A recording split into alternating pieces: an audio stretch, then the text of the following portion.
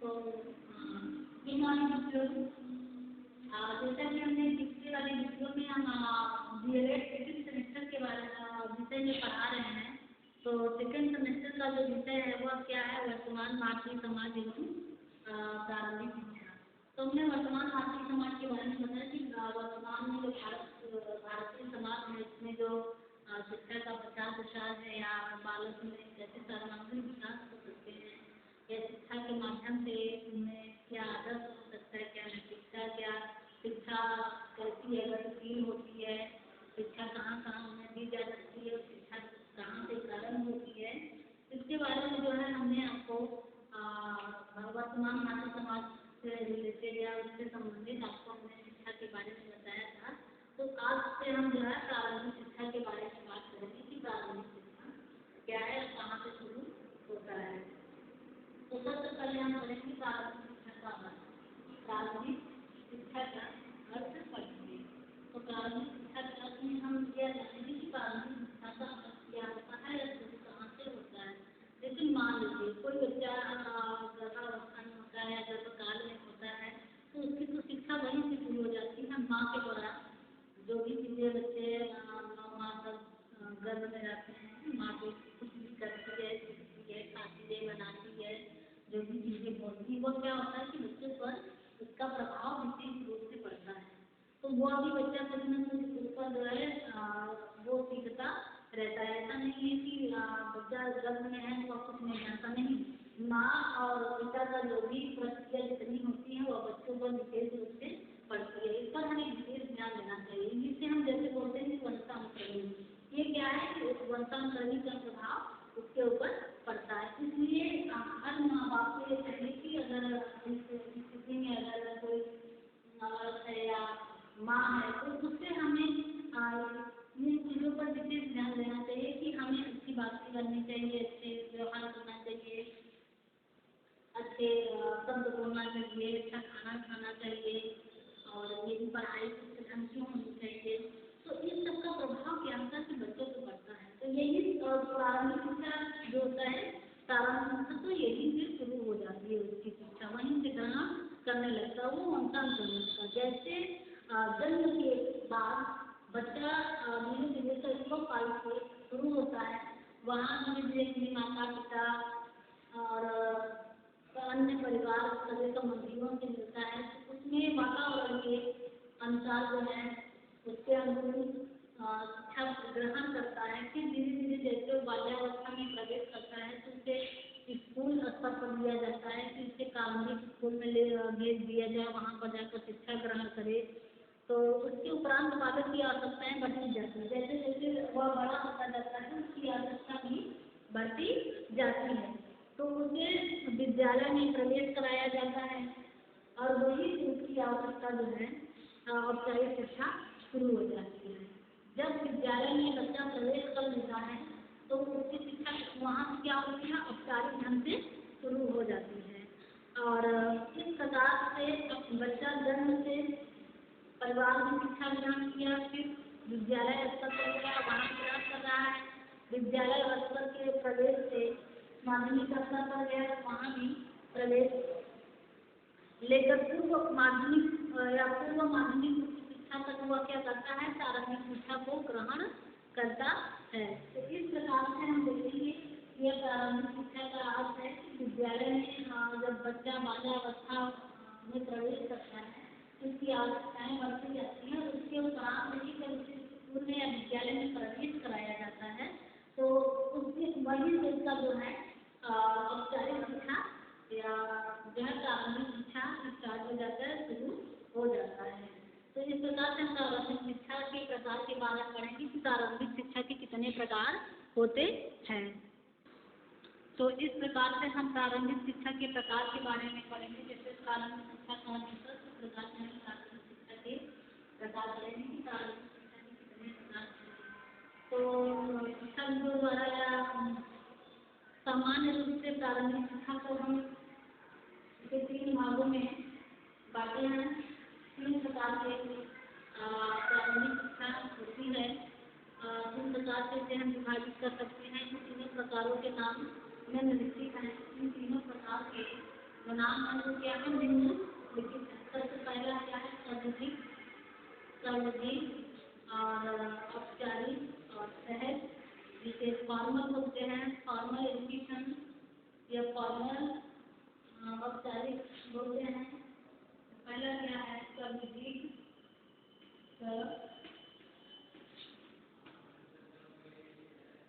सर्वधिक औपचारिक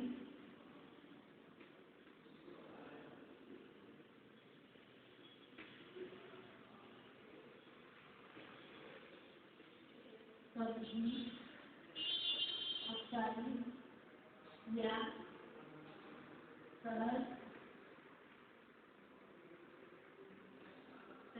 फॉर्मल होते हैं।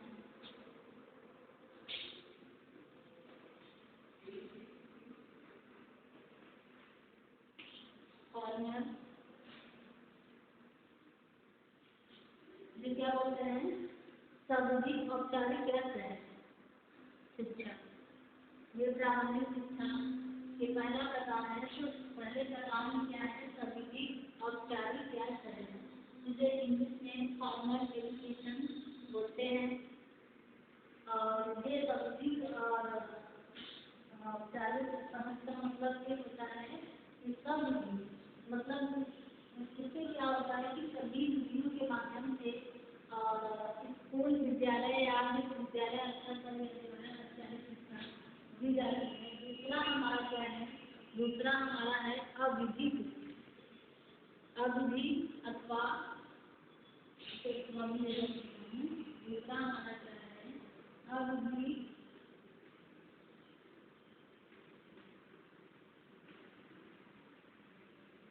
अविधिक अनौपचारिक अथवा अनौपचारिक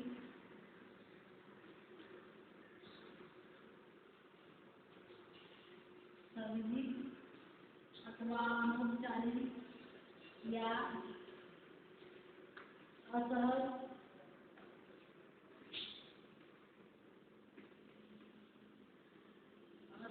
से नॉन फॉर्मल होते हैं।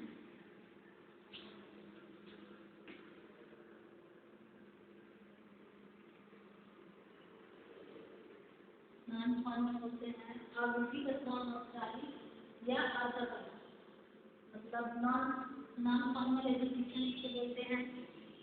ये दूसरा हमारा जो है शिक्षा का प्रकार है। तीसरा हमारा है प्रासंगिक, प्रत्यक्ष रूप से कहीं पर भी शिक्षा। तीसरा है प्रासंगिक, प्रासंगिक, प्रासंगिक प्रत्यक्ष रूप से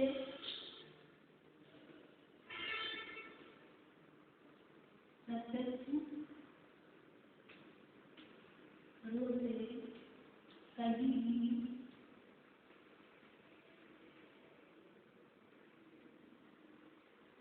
कहीं कहीं पर भी कहीं पर भी शिक्षा, कहीं पर भी शिक्षा आप उसे दे सकते हैं। नहीं उसे नॉन फॉर्मल बोलते हैं, जिसको ये इनफॉर्मल है,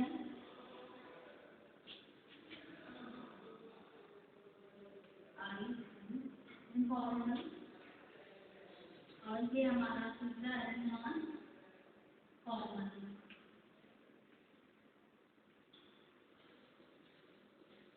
नॉन फॉर्मल, फॉर्मल, इनफॉर्मल एवं लास्ट हमारा क्या है नॉन फॉर्मल। इसको पहला क्या है सर्वाधिक अथवा औपचारिक या सहज शिक्षा, जिसे फॉर्मल बोलते हैं, फॉर्मल एजुकेशन इंग्लिश में। दूसरा हमारा है अविधिक अथवा अनौपचारिक या असहज शिक्षा, इसको हम इनफॉर्मल बोलते हैं, इनफॉर्मल एजुकेशन। और तीसरा हमारा है प्रासंगिक, प्रत्यक्ष रूप से कहीं पर भी शिक्षा, इसको हम नॉन फॉर्मल बोलते हैं।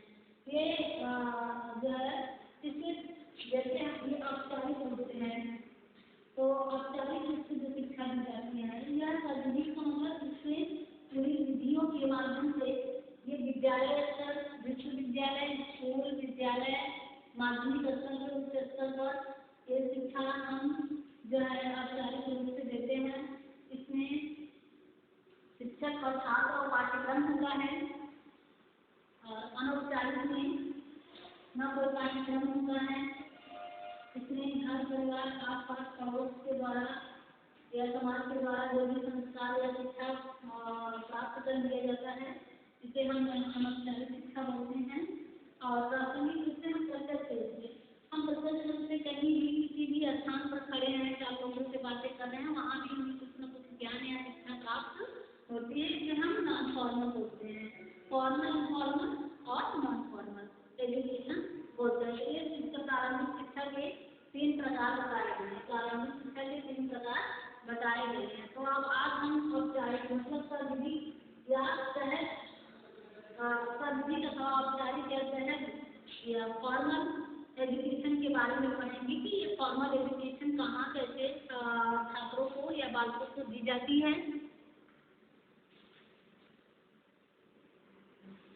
तो अब हम पहले प्रकार के बारे में बात करेंगे। तो पहला प्रकार हमारा क्या है? सर्वविधि अथवा सर्वविधि अथवा औपचारिक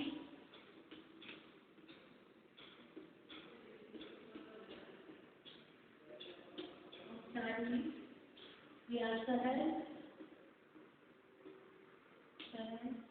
जिससे क्या बोलते हैं इसमें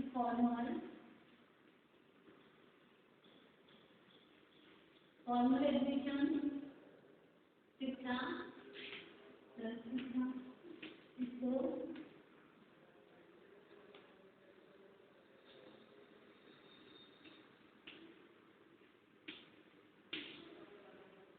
एजुकेशन सर्वविधि तथा औपचारिक या सहज शिक्षा फॉर्मल एजुकेशन के बारे में बात करेंगे।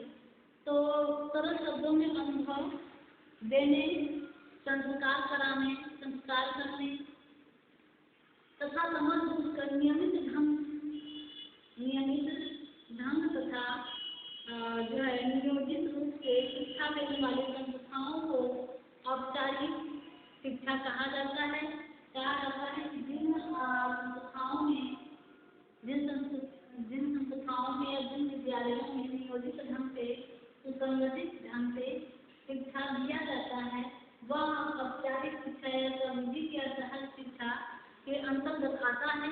इसमें क्या होता है कि इसमें हर चीज नियमित होता है, नियम से बनाया जाता है। इसमें कितने समय के विद्यालय आना है या कितने समय विद्यालय को खोलना है, विद्यालय कितने समय से कितने बजे चलना है, इसमें लंच का क्या टाइम होगा, इसमें आपका एजुकेशन जो पाठ्यक्रम है वो कक्षा स्तर के हिसाब से आपका पाठ्यक्रम आपको निर्धारित किया जाएगा, समय निर्धारित किया जाएगा। साथ ही साथ छात्र के ड्रेस है और ड्रेस पर ध्यान दिया जाएगा, उनकी एक्टिविटी, उनके पे जो है विशेष ध्यान दिया जाता है। तो सर्वविधि औपचारिक शिक्षा या सहज इनफॉर्मल एजुकेशन में छात्रों के हर गतिविधियों पर विशेष ध्यान दिया जाता है और ये संस्थाओं द्वारा सुनियोजित ढंग से किया जाता है। इस कार्य को इनका संगठन समाज करता है और इन्हें योजना पूर्ण ढंग से संचालित करता है। समाज अपने सदस्यों की शिक्षा के लिए विद्यालय का निर्माण करता है, जहाँ शिक्षा का कार्य सुविचारित ढंग से चलता है। समाज के विचारशील देश की नई पीढ़ी को वांछित दिशा में ले जाने के लिए शिक्षा के लक्ष्य निर्धारित करते हैं तथा उन लक्ष्यों की प्राप्ति के लिए योजना भी बनाई जाती है। योजना के अनुसार छात्र कक्षा कक्ष में या विद्यालय में प्रवेश करता है, उसकी हर चीज पर ध्यान दिया जाता है।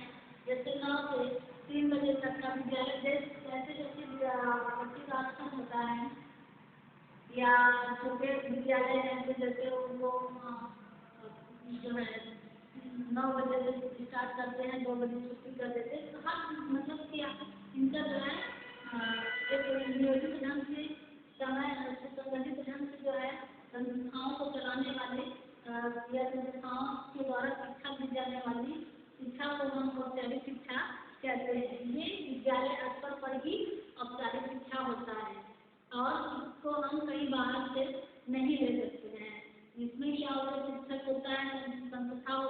विद्यालय संस्था होते हैं, उसमें छात्र होते हैं, शिक्षक होते हैं, प्रबंधक होते हैं, पाठ्यक्रम होता है और समय निर्धारित होता है, इसका एक उद्देश्य होता है। इसमें आपको प्रमाण पत्र दिया जाएगा, आपका मूल्यांकन किया जाएगा। तो ये सारी चीजें जो है औपचारिक शिक्षा के माध्यम से शिक्षा दी जाती है। तो पहले कक्षा में क्या था, पद्धति अथवा औपचारिक या सहज शिक्षा, फॉर्मल एजुकेशन। हम दूसरा हमारा क्या है अविधिक, तो हम दूसरे अनौपचारिक शिक्षा के बारे में बात करेंगे। इसके बारे में बात करेंगे अनौपचारिक, जिसे अविधिक भी होते हैं। कभी कभी मान लीजिए अगर प्रश्न में औपचारिक अनौपचारिक नहीं दे रहा है, सर्वाधिक शिक्षा दे दिया या सहज शिक्षा दे दिया, तो घबराने की कोई बात नहीं। औपचारिक शिक्षा को ही सहज शिक्षा कहा जाता है, सर्वाधिक को ही औपचारिक शिक्षा कहा जाता है, फॉर्मल एजुकेशन जिसे बोलते हैं। ठीक, और अब हम अविधिक अथवा अनौपचारिक शिक्षा या असहज शिक्षा के बारे में बात करेंगे। अविधिक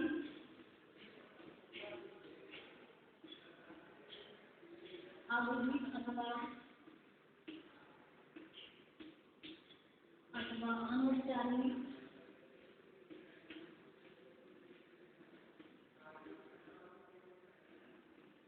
अनौपचारिक या असहज शिक्षा या असहज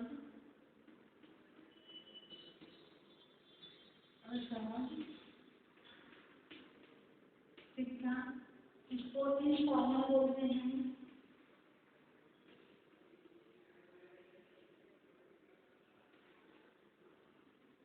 इनफॉर्मल एजुकेशन,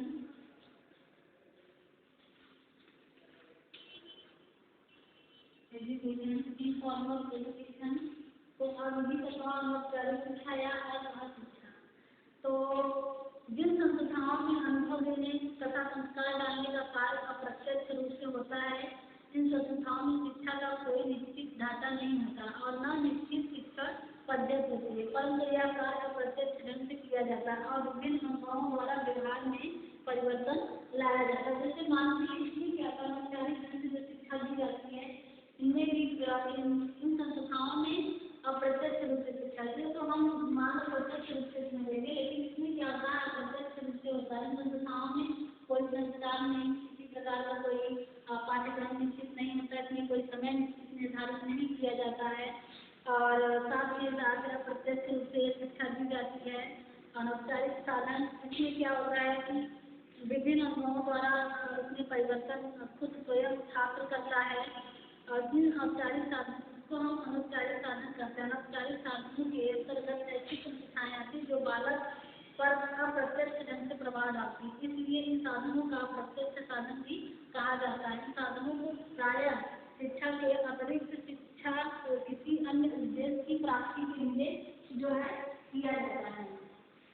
जैसे अनौपचारिक ढंग से शिक्षा ग्रहण करने से पहले क्या होते थे, कॉलेज दूर होते थे और लोग अपने घर से बाहर किसी को जाने नहीं देते थे, लड़कियों को सबसे ज्यादा प्रॉब्लम होती थी, तो लोग अनौपचारिक ढंग से शिक्षा को ग्रहण करते थे। तो विद्यालय में जाते थे, प्राइवेट जिसे बोलते हैं कि जो है वो विद्यालय नहीं आ सकता है, लेकिन उसकी सारी प्रक्रिया कराई जाएगी, उससे परीक्षा भी कराया जाएगा, उसको प्रमाण पत्र भी दिया जाएगा, उसका मूल्यांकन भी होगा, लेकिन किसी प्रकार का कोई संस्कार नहीं होगा, कोई समय निश्चित नहीं होगा, कोई कार्यक्रम निश्चित नहीं किया जाता है।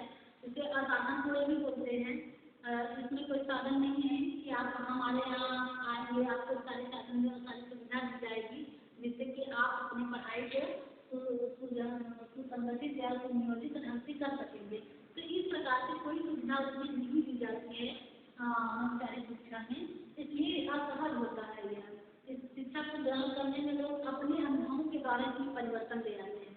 जो छात्र होते हैं या जो व्यक्ति अनौपचारिक शिक्षा ग्रहण करता है विद्यालय में जाकर, जहाँ उन्हें नहीं जाना पड़ता, तो क्या करते हैं जो भी अनुभव उनके व्यवहार में जो भी अनुभव होता है, जो भी चीजें वह ग्रहण करते हैं वो अपने अनुभवों के द्वारा ग्रहण करते हैं, स्वयं उनको सीखने की पूरी कोशिश करते हैं। तो इस प्रकार से अविधिक अथवा अनौपचारिक या असहज शिक्षा इसको बोलते हैं फॉर्मल एजुकेशन। अब हमारा तीसरा प्रकार क्या है? तीसरा प्रकार है प्रासंगिक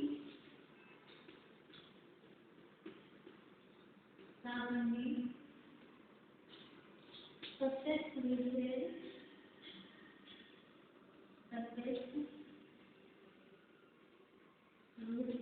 कहीं कभी शिक्षा कहीं कभी शिक्षा इसको नॉन फॉर्मल बोलते हैं।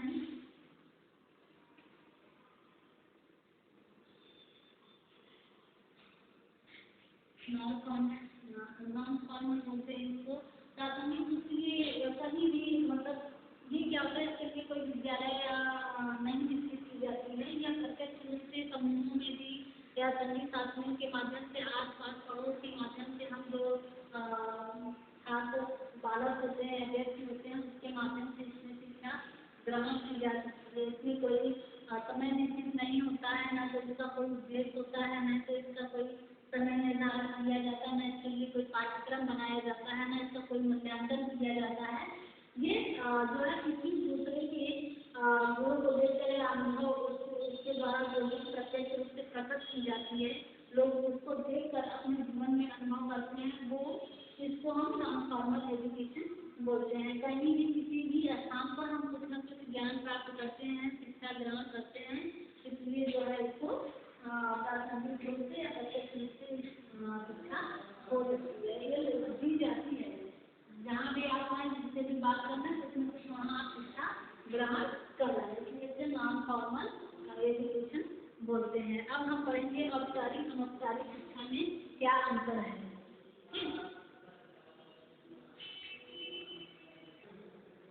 तो इस प्रकार से अभी हमने आपको दिखाया फॉर्मल इनफॉर्मल और नॉन फॉर्मल एजुकेशन के बारे में हमने इस प्रकार साथ ही साथ अब मैं जो है औपचारिक तथा अनौपचारिक शिक्षा में अंतर क्या है इसके बारे में बताएंगे। जैसे बोलते हैं difference between formal and informal education. तो औपचारिक तथा अनौपचारिक शिक्षा में अंतर क्या है इसके बारे में हम आपको बताएंगे। जैसे औपचारिक शिक्षा क्या है, जैसे मान लो कि सभी स्थानों पर औपचारिक शिक्षा अनौपचारिक शिक्षा के बाद औपचारिक शिक्षा विद्यार्थियों को दी जाती है। ये शैक्षिक उन्नति के लिए होता है। जब औपचारिक शिक्षा क्या होती है, शैक्षिक उन्नति के लिए होता है। इस प्रकार से आवश्यकता विशेष रूप से जीवन में होता है औपचारिक शिक्षा की, और एक के अभाव में दूसरा नहीं पूरा हो सकता, इसलिए औपचारिक शिक्षा का विशेष महत्व यहाँ पर दिया जाता है। तो इस प्रकार हम देखेंगे कि क्या अंतर है, ये जानेंगे कि औपचारिक अनौपचारिक शिक्षा में क्या अंतर है। देखो औपचारिक शिक्षा की शिक्षण पद्धतियाँ औपचारिक तथा परंपरागत होती है, जबकि औपचारिक शिक्षा की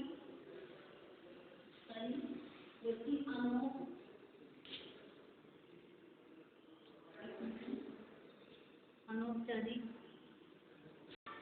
तो जैसे औपचारिक शिक्षा की शिक्षण पद्धतियाँ जो होती हैं औपचारिक और परंपरागत होती है। मतलब परंपरागत की मतलब जो शिक्षण पद्धतियाँ बनाई जाती हैं, जो नियम में रूल रेगुलेशन बनाया जाता है शिक्षा में, उसको छात्र और शिक्षक और प्रबंधक और संस्थाओं में सभी लोग उसको क्या करें, परंपरागत के अनुसार ही उसमें शिक्षण पद्धतियाँ के साथ साथ शिक्षा ग्रहण करते हैं। लेकिन जबकि अनौपचारिक शिक्षा की जो शिक्षण विधियाँ या उद्देश्य होती हैं वह आवश्यकताओं के अनुरूप होती हैं।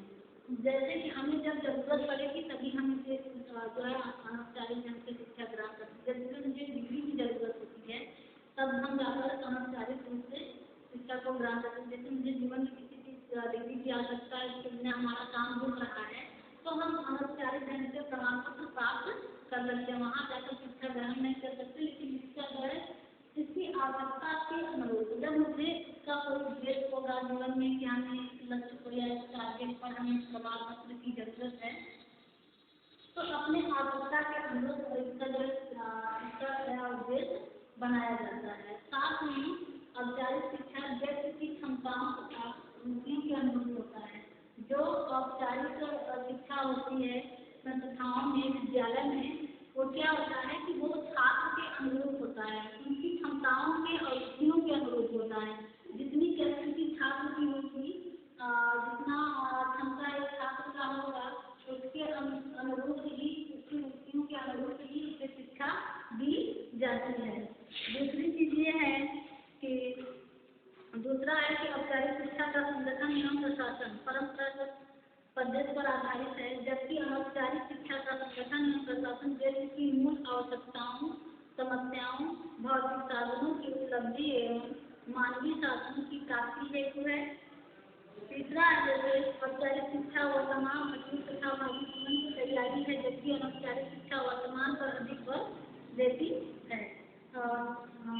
चौथा हमारा क्या है, औपचारिक शिक्षा का पाठ्यक्रम व्यापक बहुउद्देशीय एवं जीवन से संबंध है, जबकि अनौपचारिक शिक्षा के पाठ्यक्रम का उद्देश्य सीमित तथा समसामयिक वातावरण हेतु है।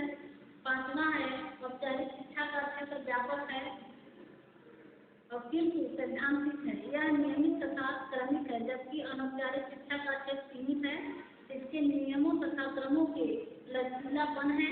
दोनों का संबंध जीवन के विभिन्न समस्याओं से है।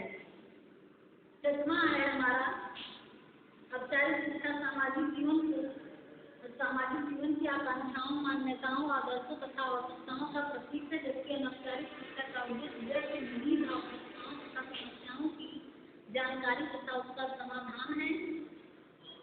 तो इस प्रकार से जो है औपचारिक तथा अनौपचारिक शिक्षा में अंतर देखने को मिलता है।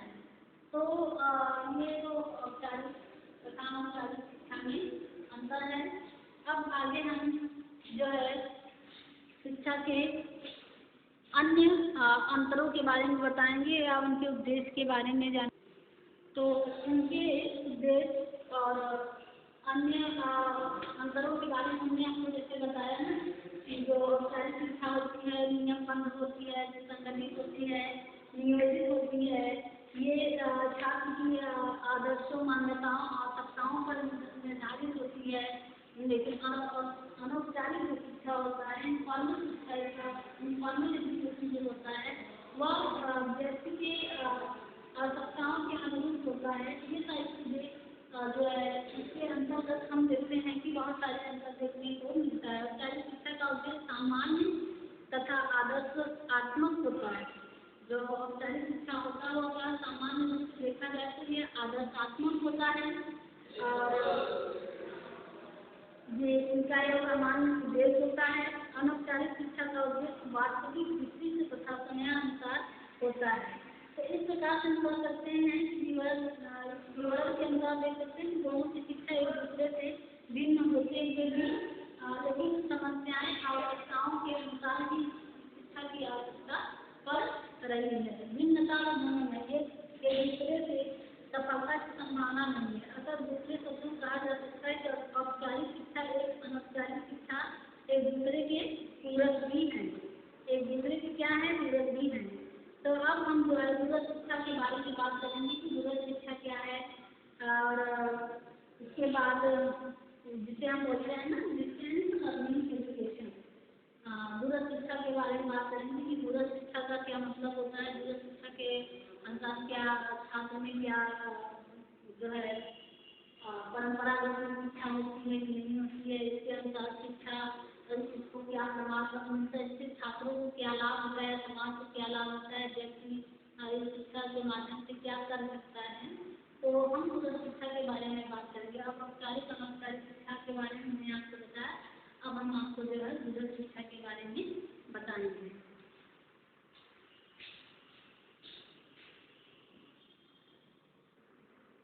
तो अब हम जो है आपको दूरस्थ शिक्षा के बारे में बताने जा रहे हैं। डिस्टेंस एजुकेशन, दूरस्थ शिक्षा के बारे में आपको बताने जा रहे हैं।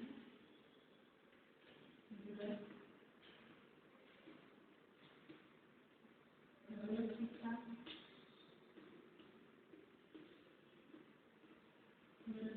इसको डिस्टेंस एजुकेशन भी बोलते हैं। इसको क्या बोलते हैं, डिस्टेंस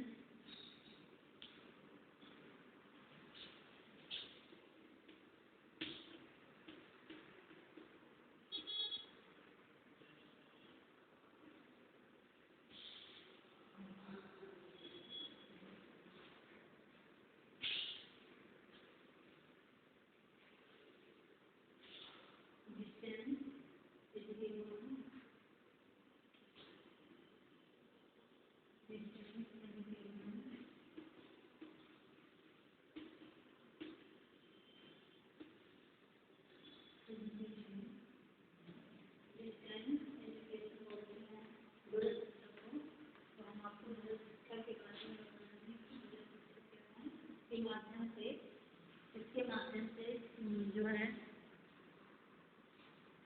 शिक्षा कैसे दी जाती है छात्रों को। तो दूरस्थ शिक्षा एक बहुत उपयोगी शिक्षा माना गया है। इसका जीवन में जो है उपयोग है।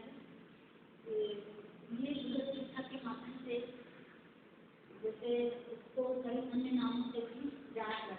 कई अन्य नाम में क्या है, जैसे सबसे पहले तो पत्राचार, तो क्या बोलते हैं, पत्राचार्य भी बोलते हैं, और इसे मुक्त अधिगम बोलते हैं। मुक्त अधिगम जैसे ओपन लर्निंग एजुकेशन बोलते हैं, पत्राचार बोलते हैं। पत्राचार में जैसे बोलते हैं पोस्ट फाउंडेशन एजुकेशन बोलते हैं, पोस्ट फाउंडेशन एजुकेशन पत्राचार बोलते हैं।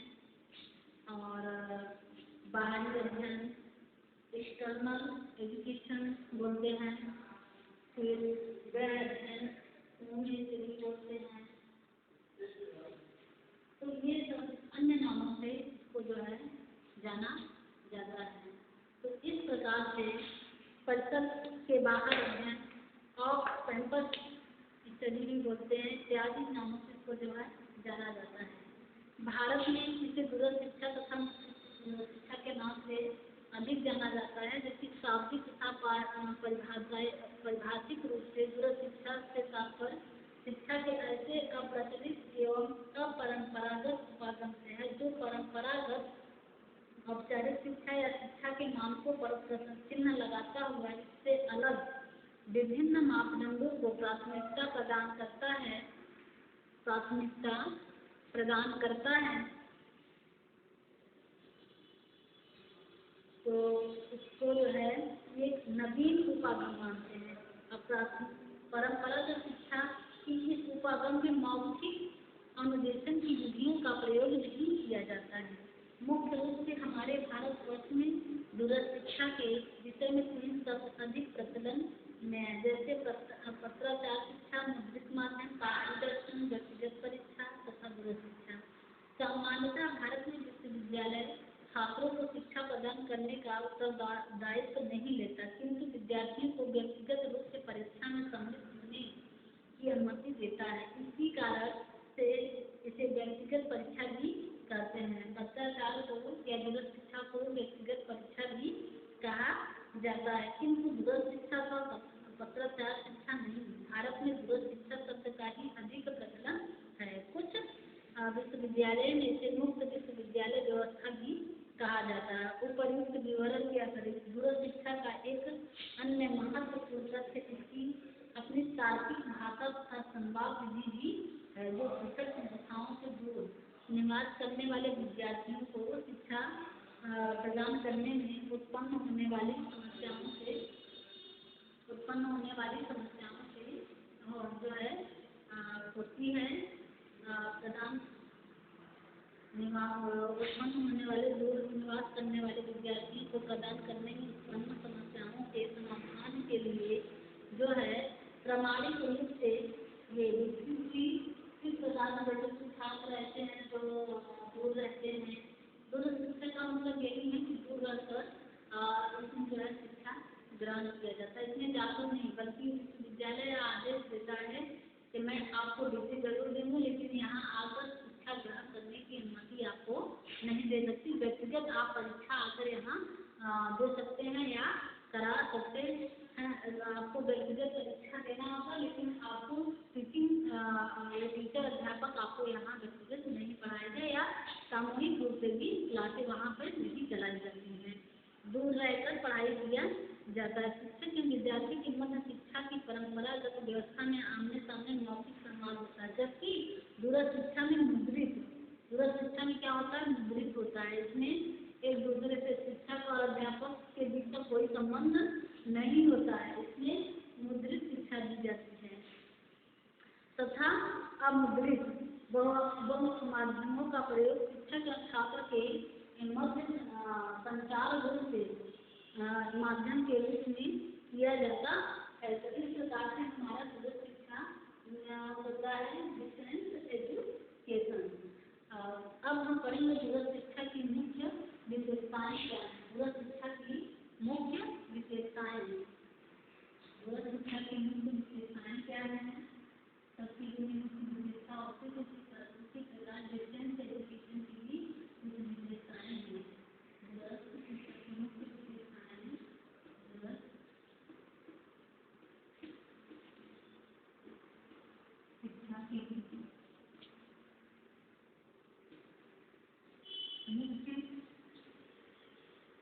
विशेषताएं,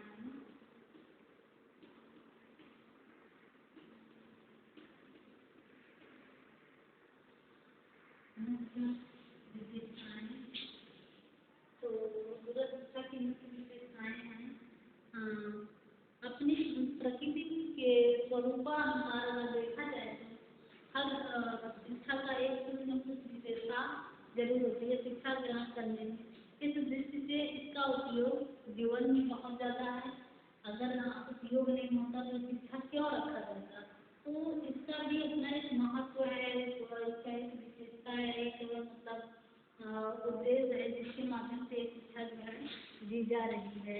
तो इस प्रकार से दूरस्थ शिक्षा की अनेक विशेषताएं, दूरस्थ शिक्षा की प्रमुख विशेषताओं तथा इसके लक्षणों का विवरण निम्नलिखित रूप से होता है। सबसे पहला क्या, दूरस्थ शिक्षा प्रणाली के द्वारा छात्रों के अध्ययन प्रारंभ करने तथा समाप्त करने की अपनी क्षमता के अनुसार की स्वतंत्रता इसमें होती है। दूसरी चीज क्या है, दूरस्थ शिक्षा के अंतर्गत व्यक्तिगत, मतलब इसको व्यक्तिगत प्राइवेट बोलते हैं, छात्रों तथा शिक्षकों के मध्य भिन्नता को अपनाने के लिए मतलब अनुशासित या अनुदेशन प्रणाली को अपनाने के लिए अनुदेशन प्रणाली को सुरक्षा देने तथा बढ़ावा देने का अवसर प्रदान किया जाता है। इसके अंतर्गत अनुदेशन प्रणाली को माध्यम तथा संचार का मिश्रण करके जोड़ा जाता है, जिससे प्रत्येक विषय अथवा विषय की इकाई को अधिक प्रभावशाली रूप से बढ़ाया जा सके। दूरस्थ शिक्षा प्रणाली छात्रों को समान अवसर तथा चयन की स्वतंत्रता का अधिकार देती है, जिससे विद्यार्थी में उत्तरदायित्व की भावना जागृत होती है। इस अनुदेशन में सामग्री के अध्ययन का उत्तरदायित्व छात्रों पर ही अधिक मात्रा में होता है। अनुदेशन प्रणाली को छात्रों की उपलब्धि का मूल्यांकन, छात्रों के अध्ययन के स्थान, उनके अध्ययन की दर, उनके अध्ययन की विधि एवं उनके अध्ययन के क्रम पर बाधाएं उत्पन्न नहीं करती है। इन अनुदेशन में प्रयोग में लाए जाने वाली तकनीकी अथवा कोई भी माध्यम पूर्ण रूप से स्पष्ट होता है। तो ये सारी देखा जाती है, सब चीजें क्या है, पूर्ण रूप से दूरस्थ शिक्षा की विशेषताएं हैं। तो अब हम देखेंगे कि दूरस्थ शिक्षा के अंतर्गत सभी स्तरों के अनेक समान आते हैं, जो कि अध्यापकों को निरंतर तथा तत्कालिक निरीक्षण में नहीं होती हैं, लेकिन जो एक शैक्षिक संगठन की योजना निर्देशन तथा शिक्षा से किसी भी प्रकार का लाभकारी नहीं होते। प्रसिद्ध शिक्षा शास्त्री होमबर्ग ने अपनी परिभाषा में इसे स्वीकार करते हुए कहा है कि दूरस्थ शिक्षा की जो विशेषताएं हैं वह निम्न रूप से जो है होती हैं। अब हम देखेंगे कि दूरस्थ शिक्षा और मुक्त शिक्षा और पत्राचार शिक्षा में क्या अंतर होता है। दूरस्थ शिक्षा, मुक्त शिक्षा और पत्राचार शिक्षा में अंतर देखेंगे।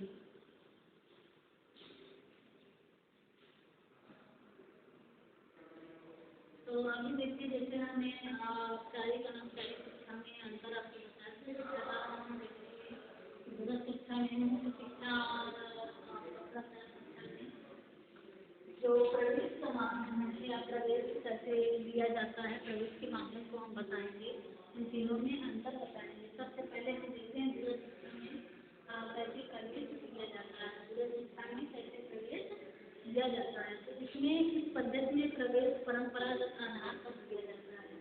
इसमें क्या होता है, जो प्रवेश की विवरण होती है, प्रवेश के विवरण में इसमें जो प्रवेश दिया जाता है, प्रवेश दिया जाता है, वह परंपरागत कर दिया जाता है, वह परंपरागत होती है, वह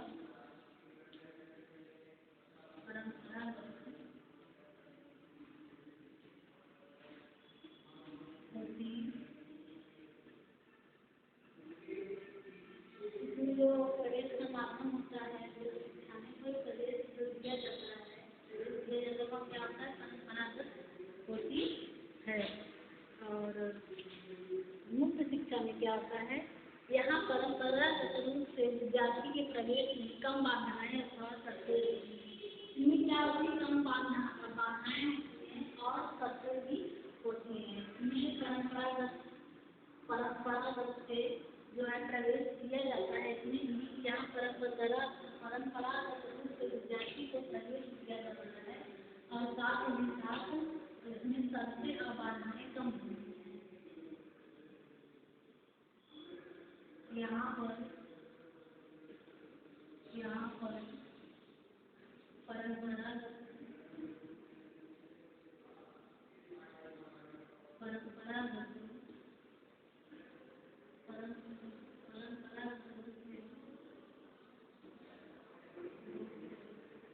प्रवेश मिलता है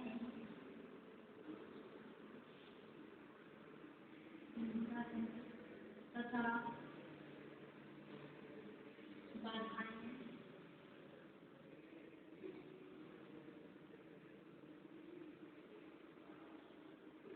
बाधाएं कम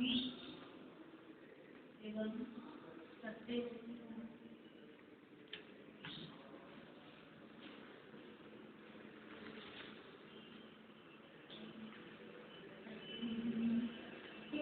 परंपरा उससे प्रवेश मिलता है विद्यालय में, लेकिन बाधाएं कम और सबसे ज़्यादा होती हैं। तो और जैसे भ्रष्टाचार हो गया, तो यहाँ पर प्रवेश परंपरागत शिक्षा के आधार पर प्रदान किया जाता है। यहाँ भी परंपरागत से ही पत्राचार में भी प्रवेश मिलता है, लेकिन इसमें क्या है, शिक्षा के आधार पर प्रदान किया जाता है। शिक्षा के आधार पर यहाँ भी परंपरागत रूप से भी यहाँ पर परंपरागत रूप से प्रवेश मिलता है। परंपरागत रूप से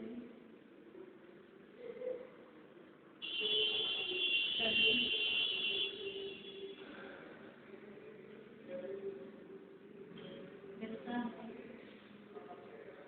इसका आधार क्या होता है, शिक्षा होता है। शिक्षा के आधार पर प्रदान किया जाता है। शिक्षा के आधार शिक्षा के आधार पर प्रदान किया जाता है।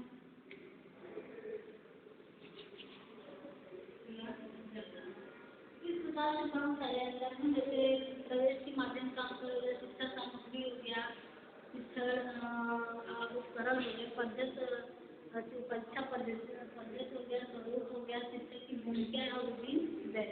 तो ये सारी चीज़ों में दूरस्थ शिक्षा और भ्रष्टाचार शिक्षा में देखने को मिलता है। तो इसी प्रकार हम देखेंगे दूरस्थ शिक्षा की आवश्यकता। दूरस्थ शिक्षा की निम्नलिखित देखा जाए, शिक्षा को वर्तमान समय में भौतिकवादी प्रत्येक व्यक्ति के लिए शिक्षा बहुत ही आवश्यक हो गया है, और ये जो है हर व्यक्ति के लिए, हर छात्र के लिए शिक्षा उसके जीवन में होना बहुत ही जरूरी है। तो इस प्रकार से दूरस्थ शिक्षा की हम आवश्यकता देखेंगे। दूरस्थ शिक्षा की पहली आवश्यकता है वह क्षेत्र जहाँ पर शैक्षिक संस्थान उपलब्ध नहीं है, वहाँ विद्यार्थी दूरस्थ शिक्षा के माध्यम से ऐच्छिक पाठ्यक्रम में प्रवेश पाकर शिक्षा को पूर्ण तथा उपयोगी बना सकता है। दूसरा है भारतीय संविधान तथा भारतीय सरकार सर्व शिक्षा अभियान चला रही है। ऐसी स्थिति में दूरस्थ शिक्षा का माध्यम एक सशक्त माध्यम सिद्ध हो रहा है। अनेक ऐसे देश हैं जहाँ वैज्ञानिक तकनीकी तथा मानव संसाधन अन्यथा तथा परंपरागत शिक्षा प्रणाली के माध्यम से, वैज्ञानिक तकनीकी के माध्यम से जो है शिक्षा दी जा रही है। इस प्रकार से जो है दूरस्थ शिक्षा की आवश्यकता जीवन में बहुत है, और हर कोई इसकी उपयोग अपने जीवन में कर रहा है। आज हम इसी पर जो है समाप्त कर रहे हैं। वीडियो में हम शिक्षा के बारे में भी आपको बताएंगे। दूरस्थ शिक्षा, शिक्षा और भ्रष्टाचार शिक्षा और कर्मचारी शिक्षा के बारे में हमने आपको पूरे से समझा दिया है, और आगे मुझे जैसा लगा आप मुझे बताइए।